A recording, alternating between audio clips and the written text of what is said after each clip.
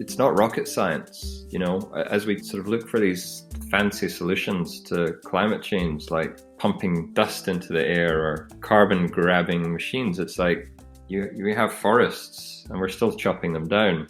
And, there are natural air conditioning system. So it's really not rocket science. We need to protect the wild that's left and restore the rest. Hey guys, welcome to the Viewfinders Photography Podcast. I'm your host, Graham Dargy, and my guest this week is wildlife photographer and conservationist Robin Moore, whose photography journey has taken him from the highlands of Scotland to the jungles of Central America. I always say this is a show where we go beyond camera settings and camera brands, and that's never been more applicable than this week's episode, so stick around.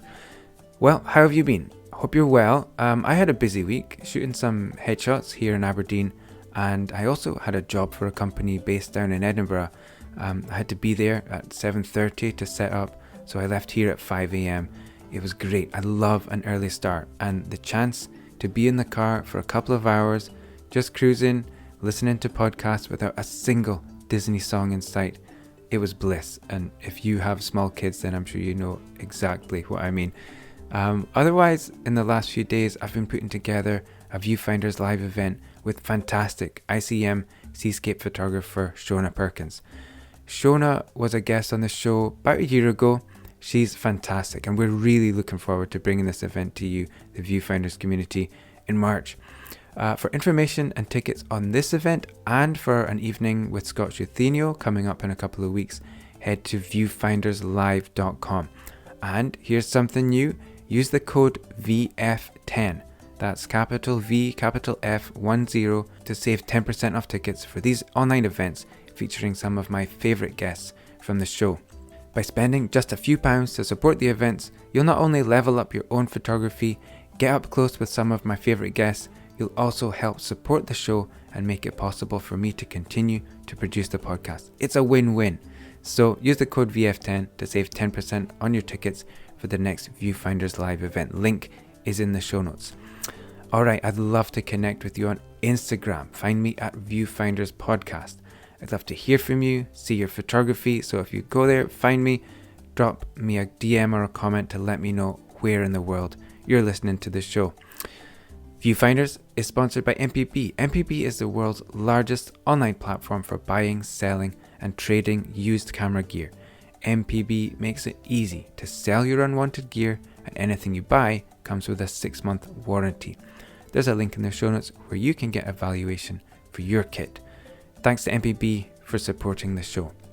Okay, our guest this week is Robin Moore, a wildlife photographer and conservationist whose images have been featured in National Geographic, The Economist, Esquire Magazine, the Telegraph Magazine, PDN, American Photo Magazine, Outdoor Photographer, Wanderlust, and many more publications. And you've probably seen his photographs of Nairobi's Giraffe Hotel or Giraffe Manor, which went viral a few years ago. He's been a finalist in Wildlife Photographer of the Year, a winner of American Photo Images of the Year, and a winner of Outdoor Photographer's Art of Expression Award. Robin's book, In Search of Lost Frogs, depicts his quest to find some of the world's rarest amphibians. Robin currently serves as the communications director for Rewild, whose mission is to protect and restore the wild. Our conversation covers all of these things, plus Robin casually drops the names of some of the best wildlife conservation photographers out there. I hope you enjoy meeting this passionate conservationist and fantastic wildlife photographer. Here's my conversation with Robin Moore. Robin, hi. It's Graham here. Welcome to the podcast. How's things? Thank you so much. Great to be here. Things are going well. You are a Scotsman and you're now in Washington, D.C. Is that right? That is correct, yeah. So I suppose when we talk about your journey, we'll get to how you ended up there.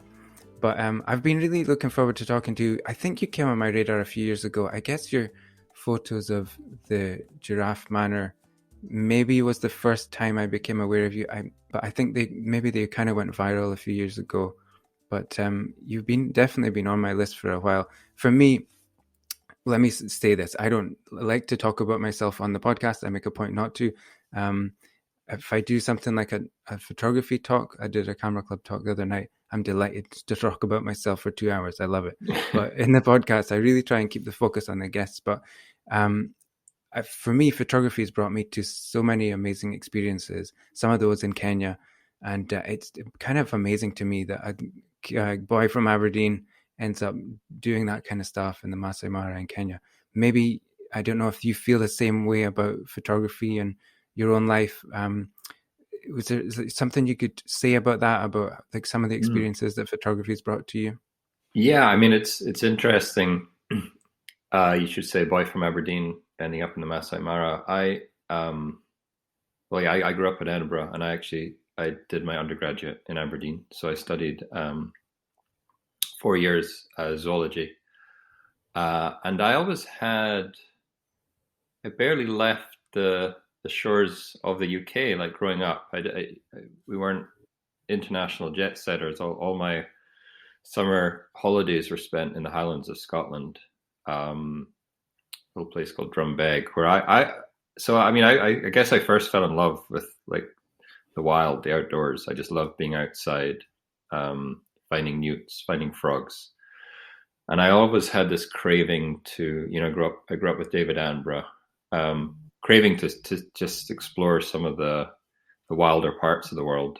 The common frog and the common toad and are great, but I knew that there was a wilder world out there. So during my undergraduate, I actually, for my sort of project, I actually went to Cameroon, West Africa.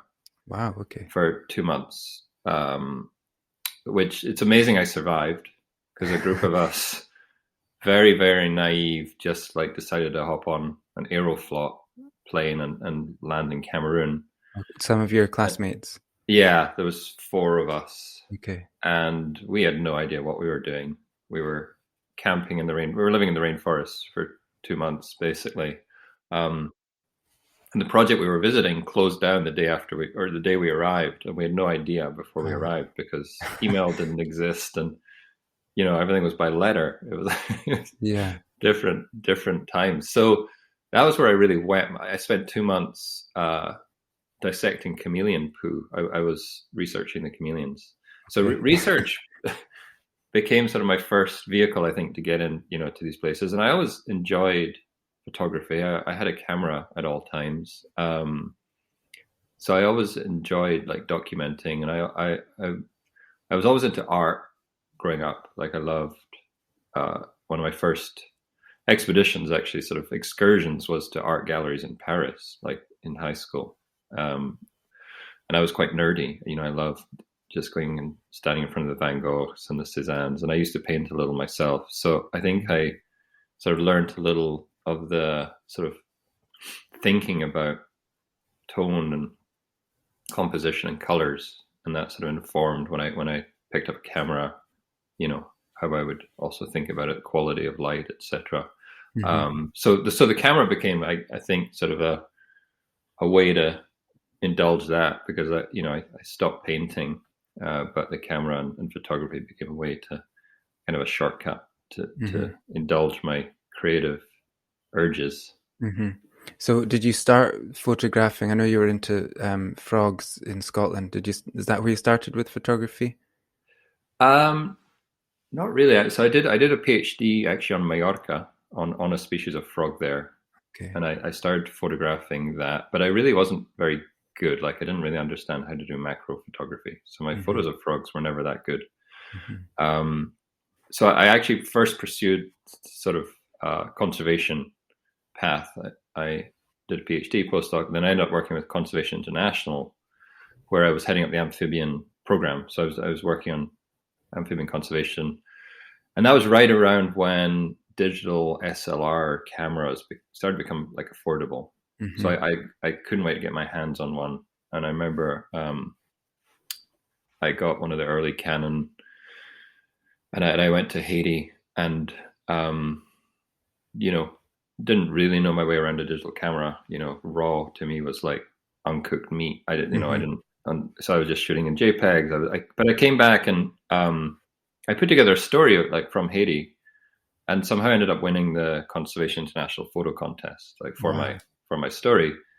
And I was just surrounded by very supportive people who sort of urged me to use sort of my photos and to basically to tell the stories, right? So I started to see the potential of photography to really connect people with these places that I was Okay. already going. You know, I was traveling a lot for my work, so to have a camera in hand just gave me that extra way to come back and actually connect people with them. So I got really inspired. Yeah. Okay. So you saw the power that photography could, that you could harness that in terms of a conservation agenda or point of view. Yeah, yeah, because we were working in Haiti, and part of working conservation is getting people to care, right? Like, Yeah. why should someone in DC care about something that's happening on a mountaintop in Haiti? I Hmm. think a big part of it is forging that emotional connection, and I think Hmm. photos can do that. But interestingly, you know, I wasn't very good at photographing the frogs, but everybody was like, where are the good frog photos? So it really forced me to figure out how to do macro well, how Okay. to light well, how to Hmm. actually go and get the shots of the frogs, because that's what people wanted Yeah. from Or me. And that's what they yeah, expected from you as that's what they the frog. expected from me. They're like, there's a great frog story here, but we need Yeah. the good frog image. So I was talking to a guy, I don't know if you'll know this guy, Guy Edwards. He's a photographer in the UK, and he does some frog workshops and Yeah, whatnot in Costa Rica. And it's amazing. I guess you do similar, you'll know the same techniques, but some of the macro techniques that they use on these tiny, tiny frogs.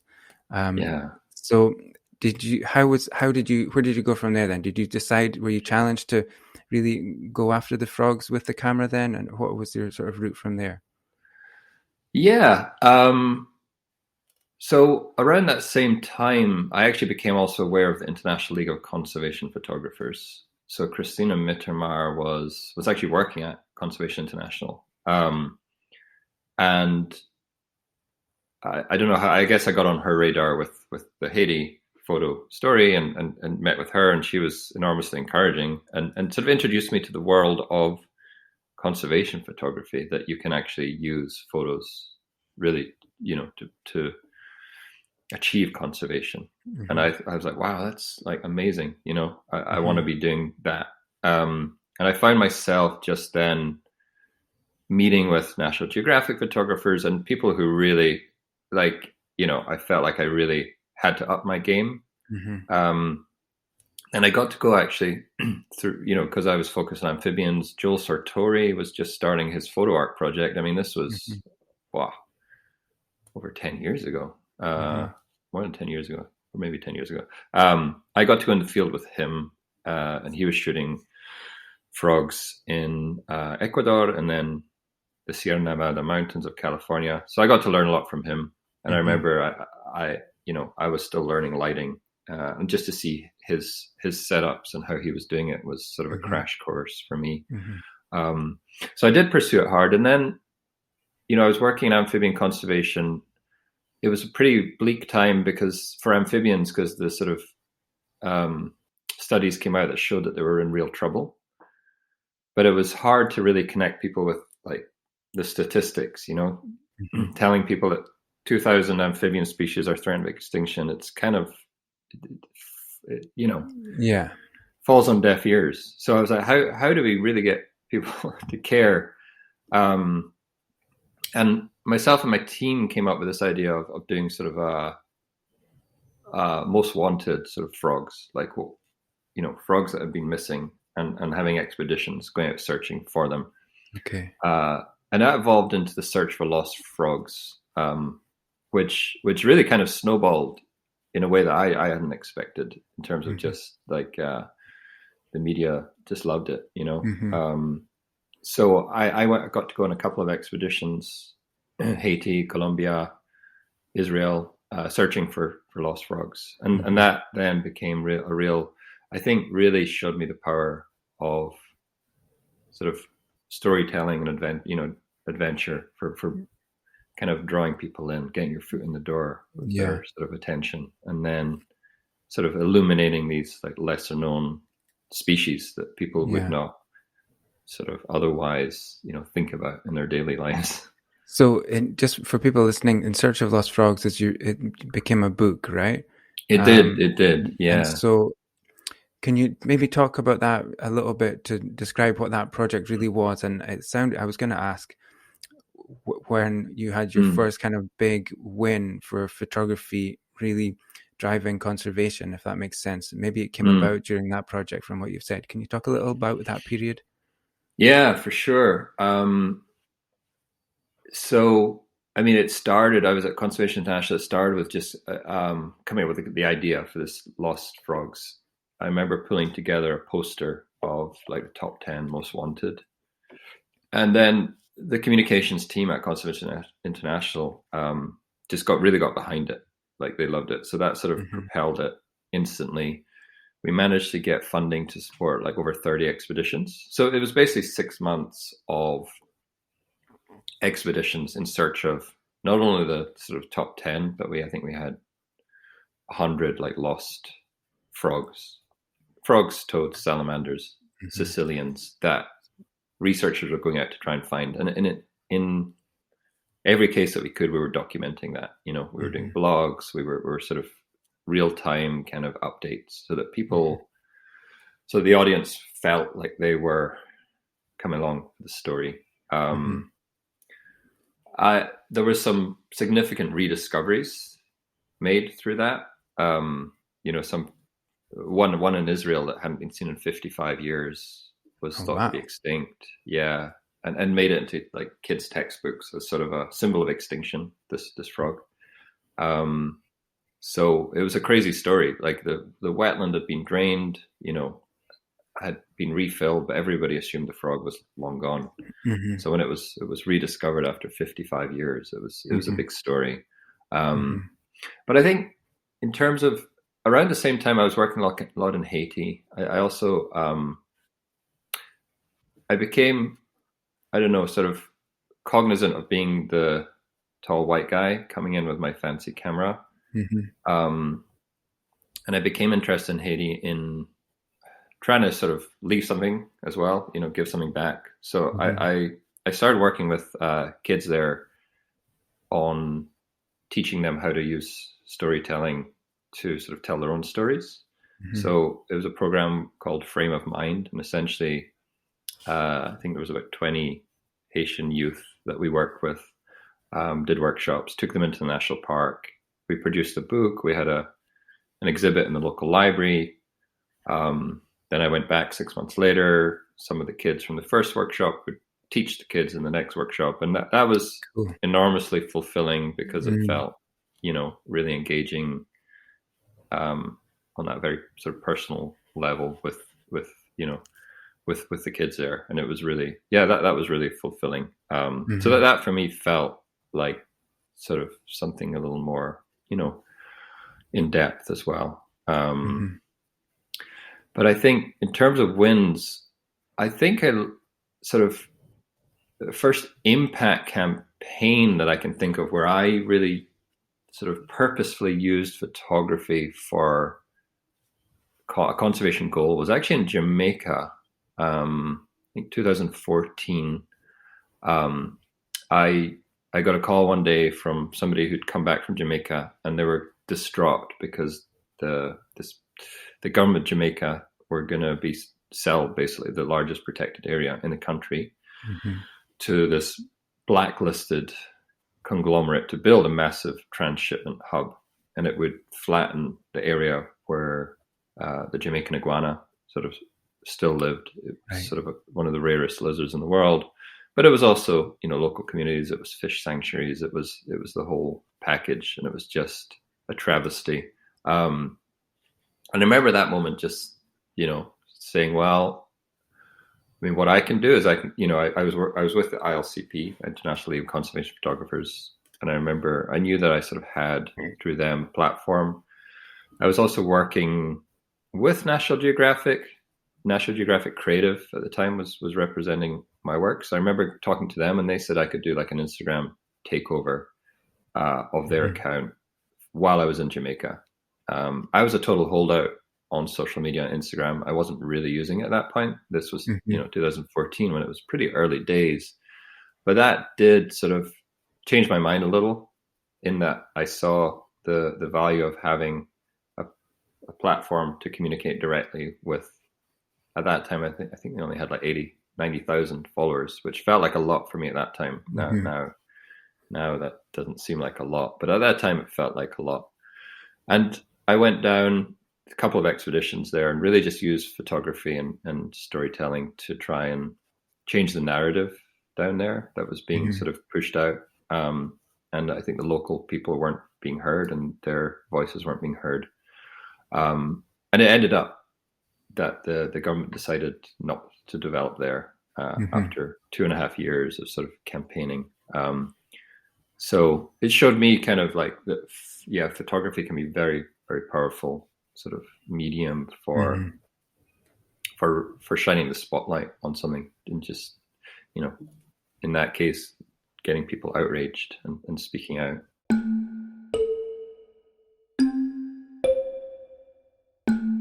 Let's move to Kenya then. When did Kenya come on your radar? I know you've got a lot of Mm. work around the Giraffe Manor and so on. So when would that chapter of your life kind of begin?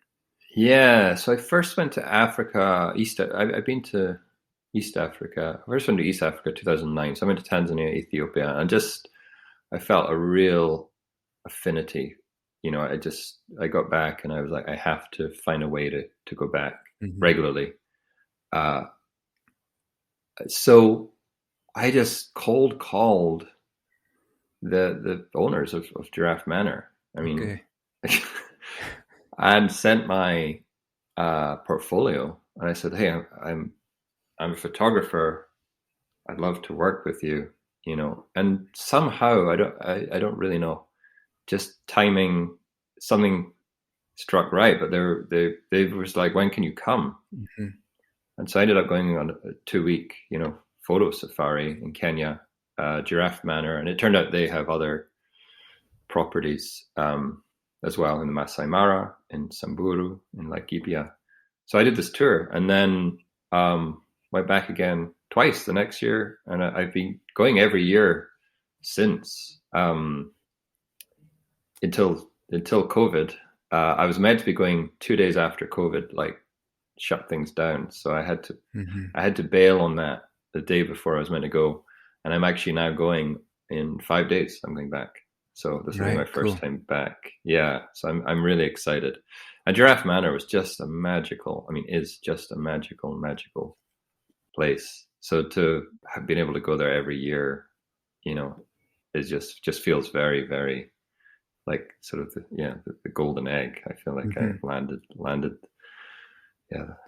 won the lottery there. Yeah. Yeah. So for people listening who may not know that is, it's a hotel, and I don't know, they have giraffes in the garden or something. Can you describe that? Yeah, yeah. And I'll say the way I sort of I go back year after year now, and I actually lead like photo tours. So Okay. that's how it's sort of self-sustaining, and people, Okay.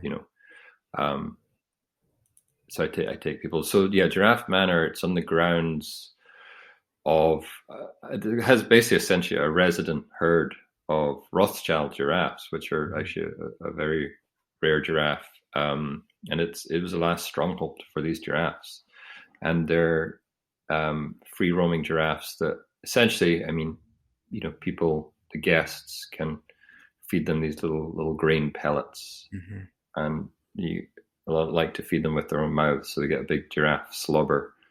But the giraffes basically come and join you for breakfast. They come and Mhm. stick their heads through the window.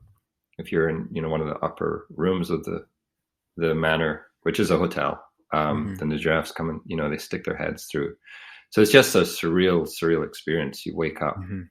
to giraffes, and it's attached. They have sort of a breeding center there for the giraffes as well. So they're very Mhm. involved in conservation. So they Mhm. they breed the giraffes and then they translocate them back into areas where they would historically have been, also Okay. to expand the gene pool and to try and restore them. Mhm. So it's not just tourist attraction. It's also, Yeah.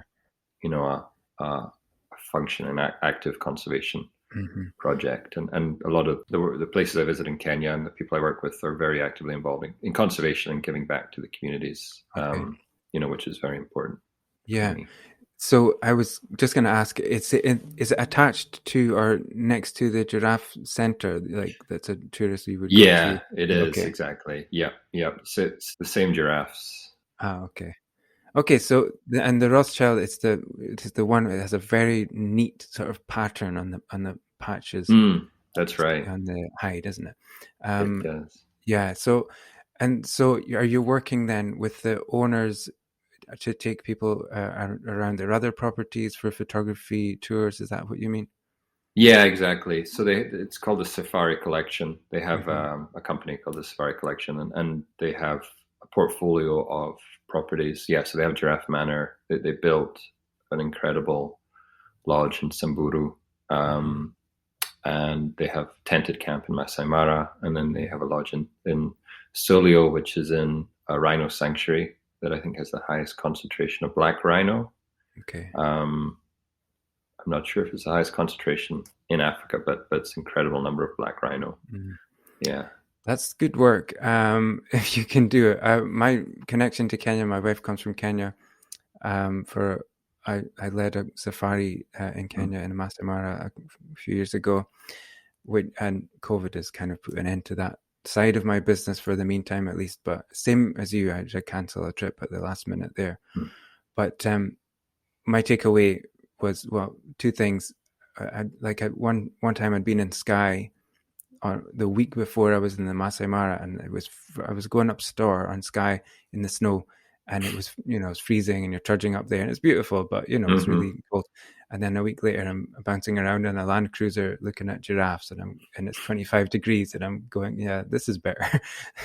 So, but the other takeaway from that was the tented camp lifestyle. I just how you can't take a lot of stuff with you, so Mm. I've got my camera, laptop, change of clothes. That was all I needed in the world. I was so happy, and just Mm. a great experience to be out there with the animals. So for me, that's a great experience. For you, as an animal lover and a conservationist, that must be you're like in heaven, right? Yeah. Oh, yeah. I have to pinch myself every time I'm there. It Hmm. just, yeah, it's incredible. Yeah, it's funny. I did a cycling expedition around Skye and it rained the whole time. I think the sun came out on the ferry on the way back, and I was like, kidding me. So yeah, growing up in Scotland, like, yeah, Kenya, it just feels like sort of the kind of the landscape of your dreams as a kid, right? I mean, I would just sort of fantasize about being in that kind of landscape with just that majestic wildlife. There's few places that can compare in terms of Hmm. just that, you know, elephants and rhinos and giraffes, just so kind of prehistoric seeming to be, and Hmm. to know that they still exist and are still roaming there is really, it's really incredible. I was interested in your association with National Geographic. It's just so that I was clear, because I wasn't sure how you got your in there and what your relationship was or remains with National Mm. Geographic. Maybe you can talk a little bit about how you got in there and how you work alongside National Geographic. Yeah, it's a tricky one to get in. It's like everybody, right, wants to be a National Geographic photographer.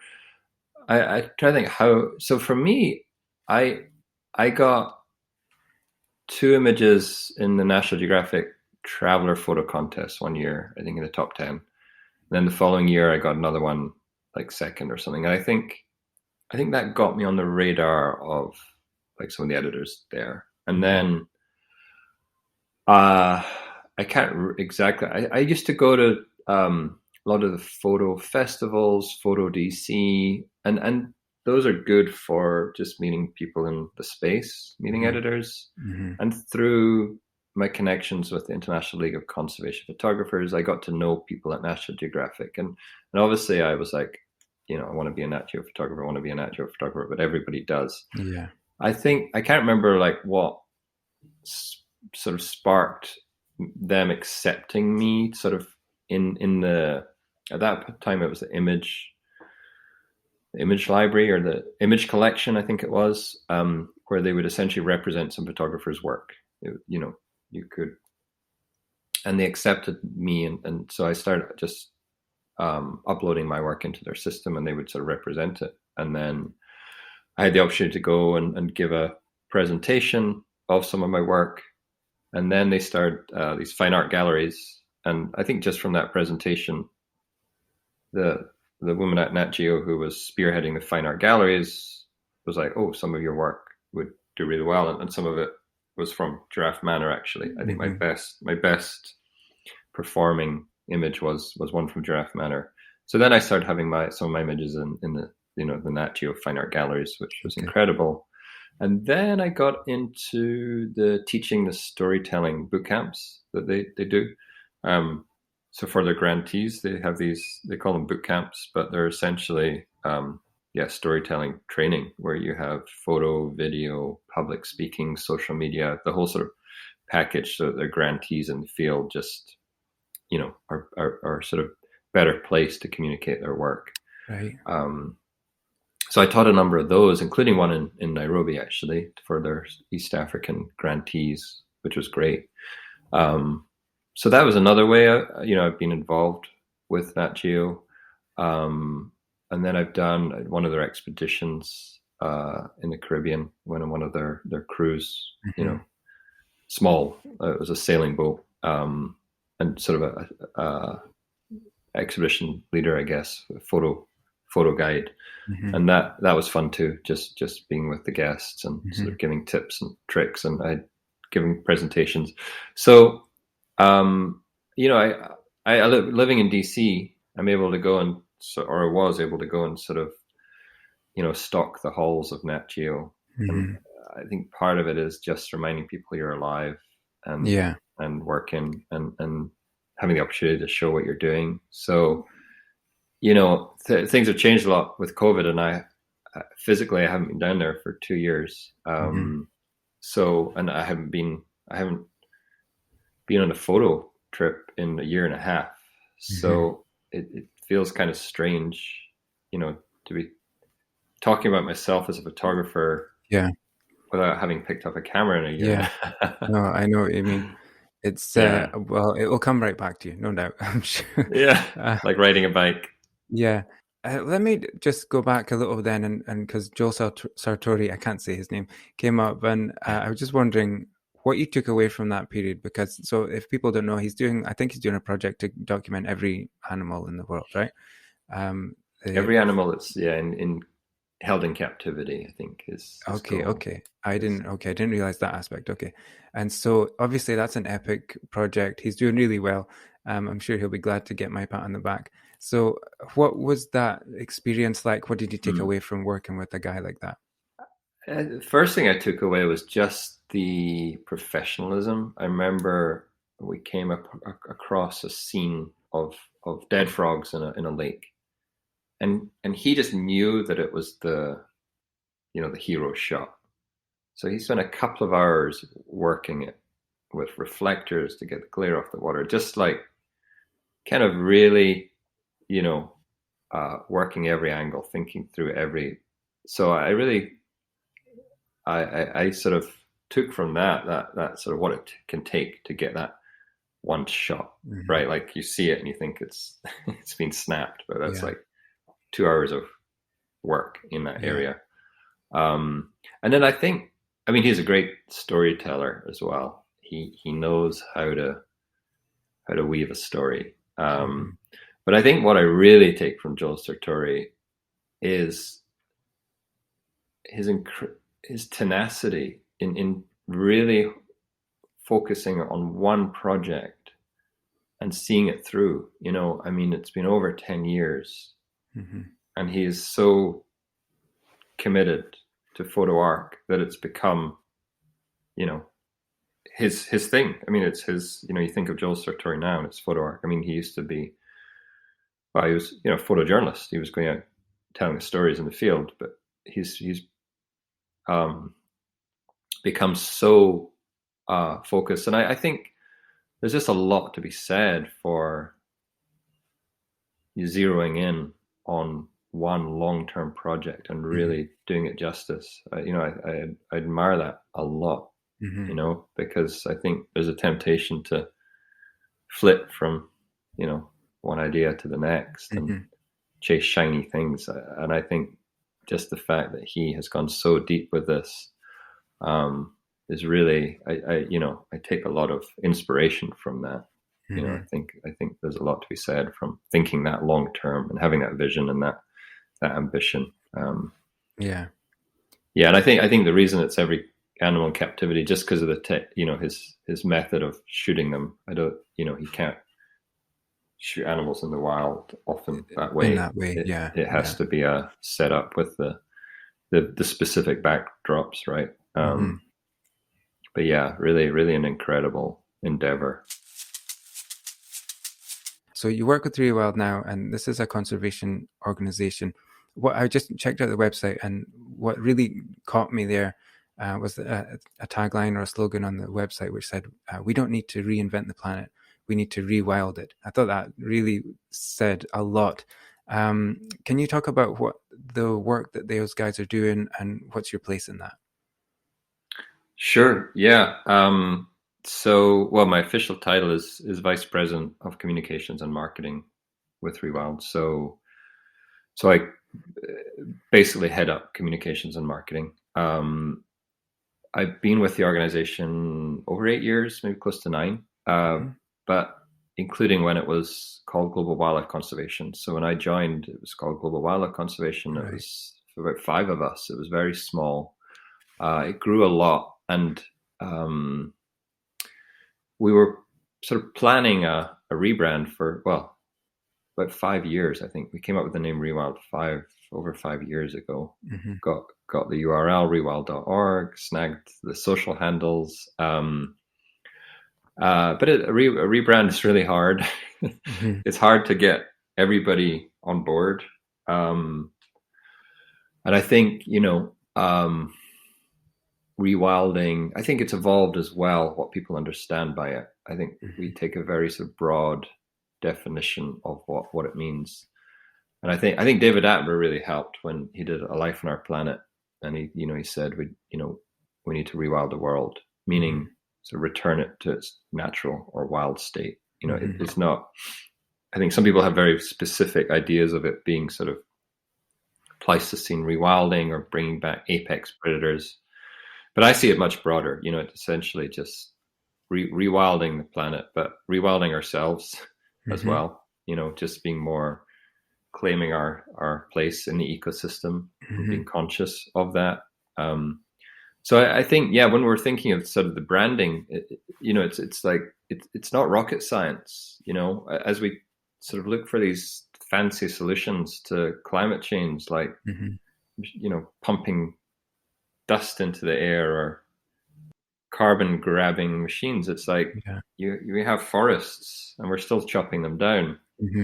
And there are natural air conditioning system. So it's really not rocket science. We need to protect, the wild that's left and restore the rest.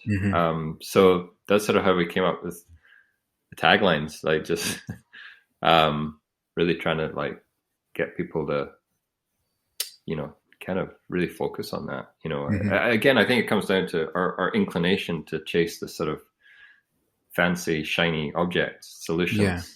But the solutions have been implemented by indigenous communities for,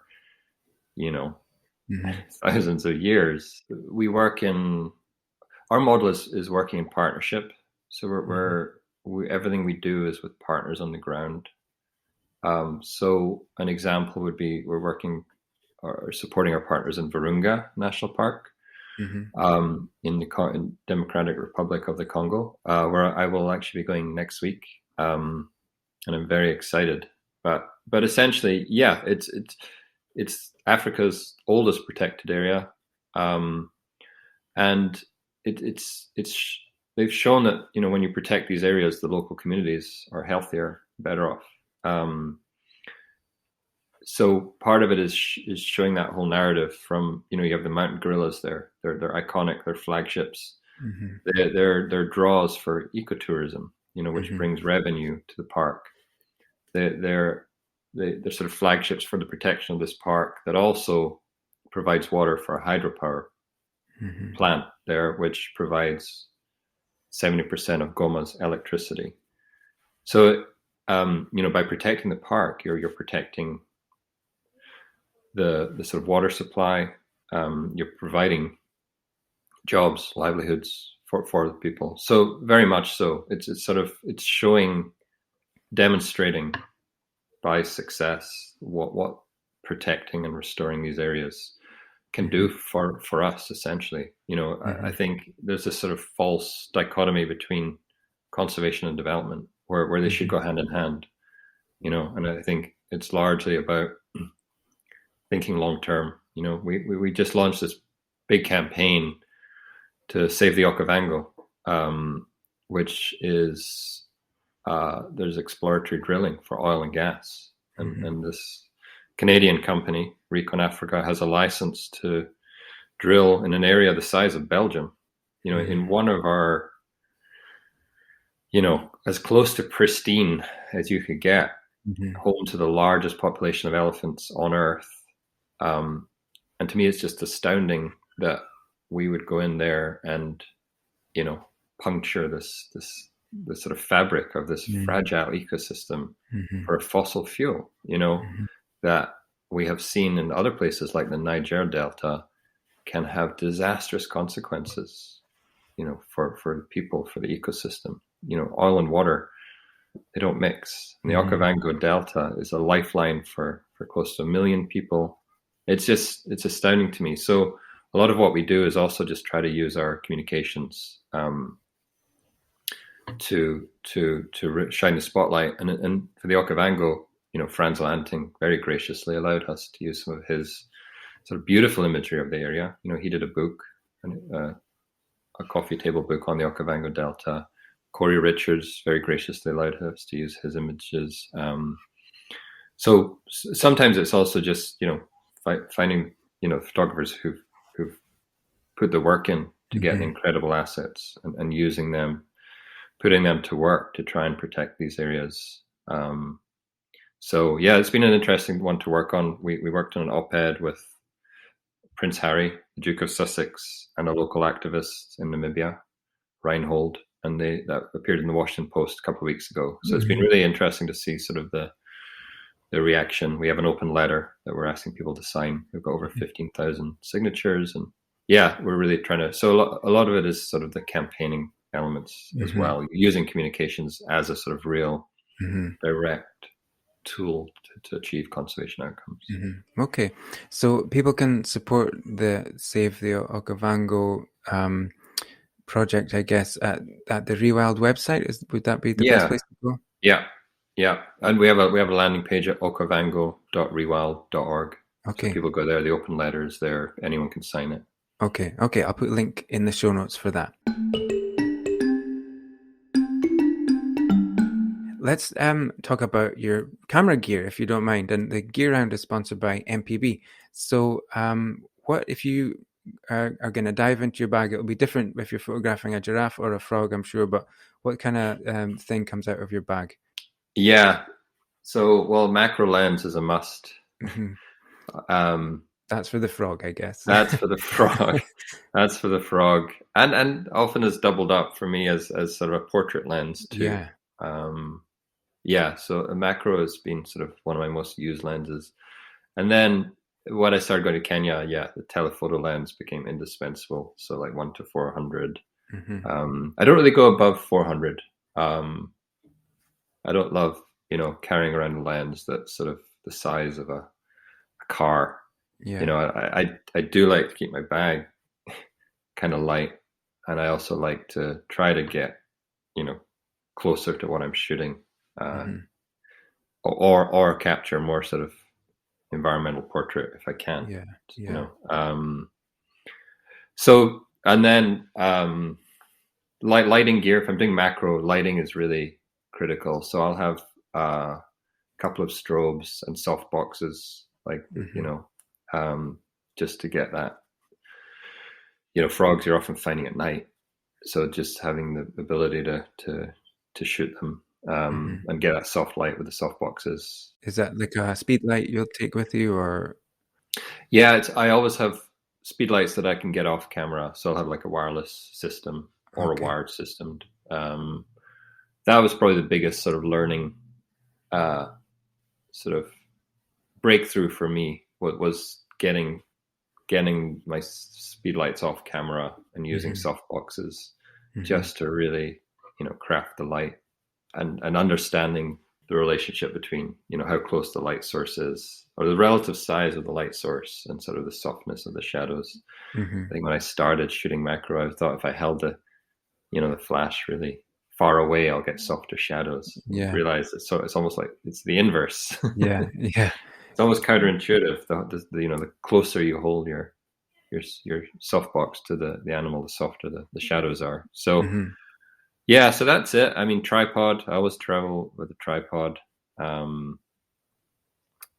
Yeah, that's pretty indispensable. And then a cable so I can shoot. If I'm doing like a long exposure, sometimes I do sort of wide angle macros that require pretty long exposure. So just having the ability to shoot without my finger wobbling the camera. Yeah.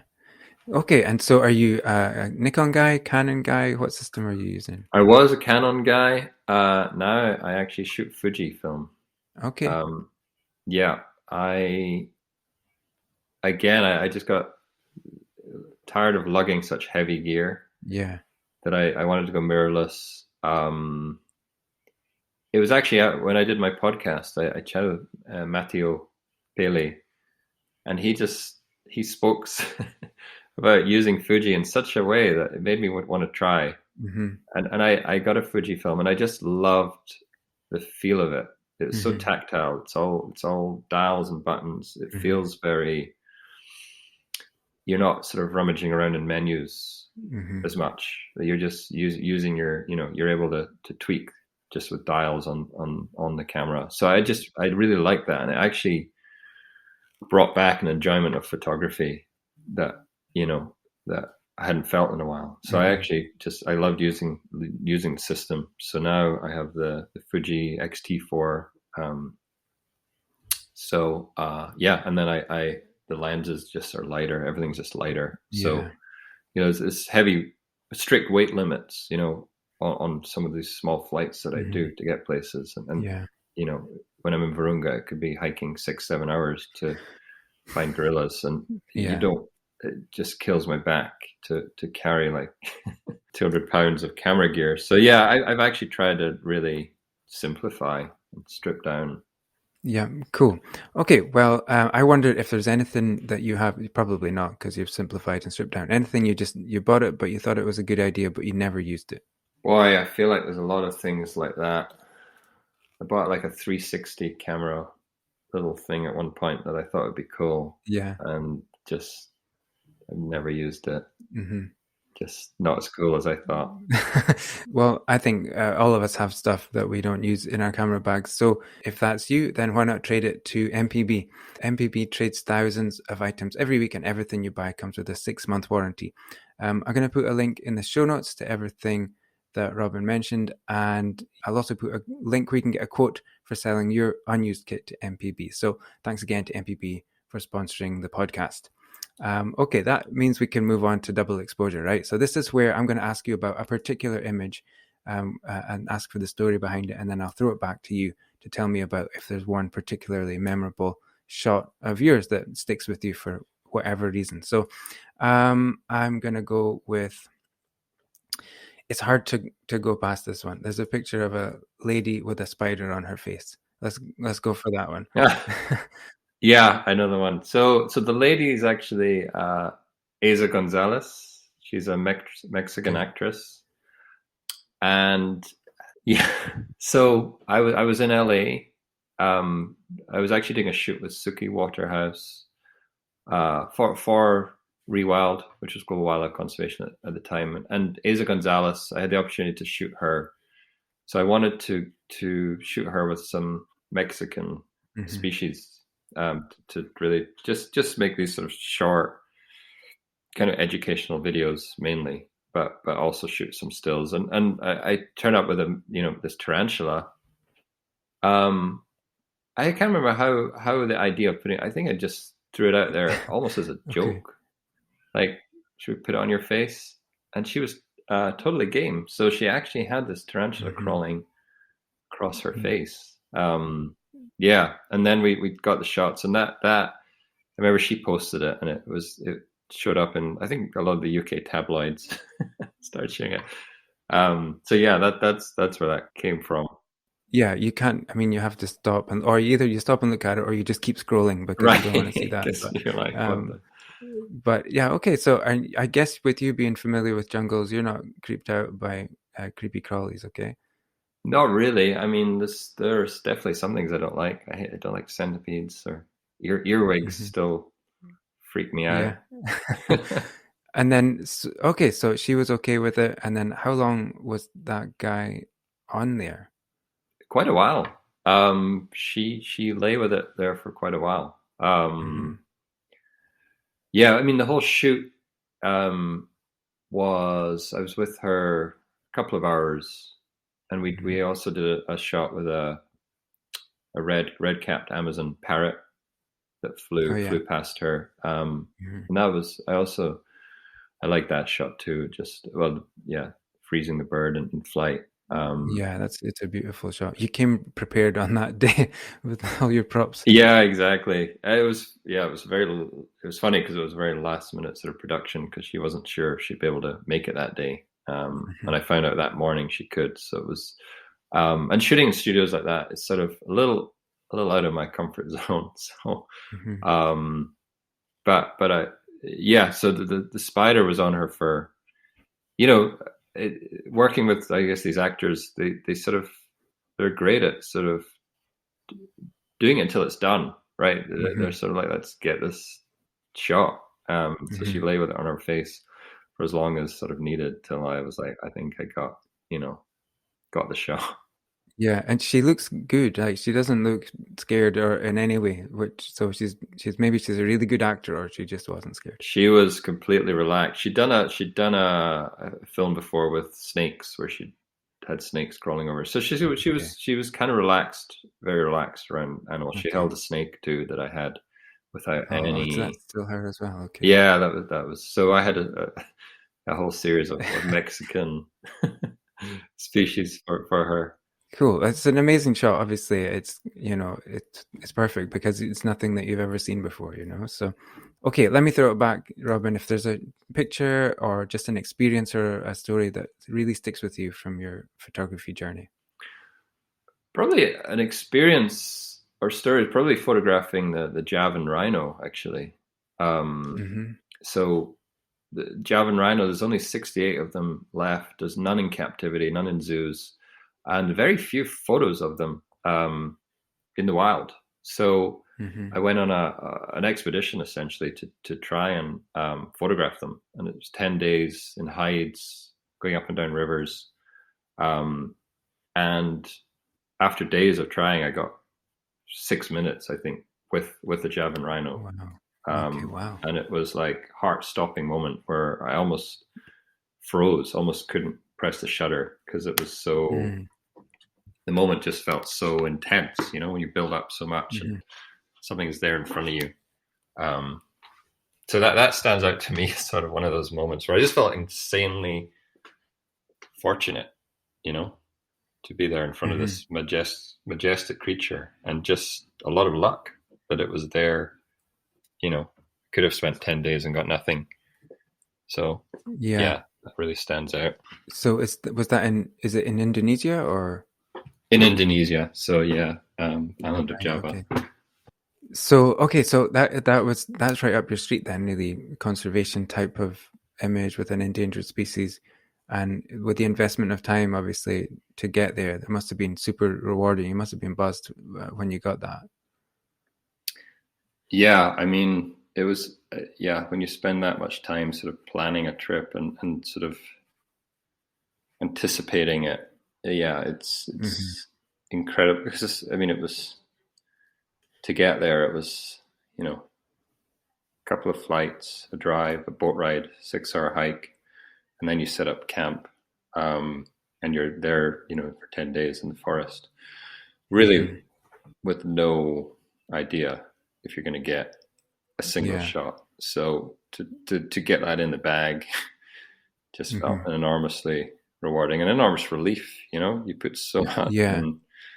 The idea of coming back empty-handed is also kind of crushing, and every day that went past that I wasn't seeing it or getting a shot, we'd see traces. It felt kind of a little, your soul gets crushed a little every day that you're not getting anything. Yeah, and the pressure is building and building. You're obsessing. It's how I would be. I would be obsessing mentally, dreaming about it, pressure building. Yeah, because you're alert at every moment for the fact that it might appear, and every moment it's not appearing, it's sort of like, it's that investment. Yeah, you're basically obsessing. Well, you must have had a lot of great moments, and there were a few other pictures I could have asked you about, but just amazing some of the things that you must have experienced in your photography journey. But let's move on, and the last round is called Motor Drive. It's a quick fire round. If you're up for some quick fire questions. Sure. Right, wide angle or telephoto? Wide angle. Coffee or tea? Coffee. Okay, you've become American, I see. I drink coffee as well. I don't know why I'm saying that. Okay, expensive lens cloth or just the corner of your shirt? Corner of my shirt. Good man. And this is kind of a new question. What's your go-to emoji? Go-to emoji? Oh my goodness. I don't want to say the poop emoji. My go-to emoji, I would say the crying with laughter emoji is my go-to emoji. It's probably one of the only ones I really use. Okay, cool. That's a good one. Okay, I always like to do it's kind of a music round based on the location of the photographer or where they come from. So for you, it's what's the best Scottish musician or band? I think Bell and Sebastian. Okay, definitive. Yeah. You didn't go with Rod Stewart. It was definitely Mogwai up there, but okay. I think Bell and Sebastian. We have a lot of good bands from here. I mean, I think we're doing quite well. Yeah, there's a lot to choose from. Okay, what's a weird thing that I can find in your camera bag? A weird thing? God, that's a good question. A weird thing. My goodness. Not sure I have any weird things in my camera bag. I try to keep weird things out of there.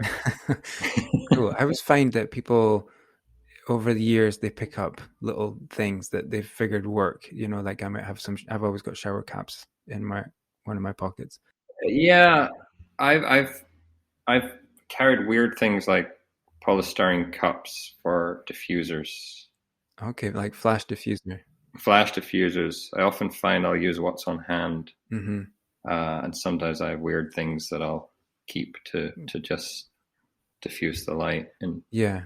Oh, well, I love that one. That's a really good field crafty kind of tip. So polystyrene cups for flash diffusers. Don't buy them though. Not good for the environment. But if you find one. Okay, you reuse one that you left. Reuse one. Okay. Okay. I was sometimes asked about a photographer that we should all know. Have you got a heroic photographer that you look up to? Wow. Yeah, that's a good question. God, so many.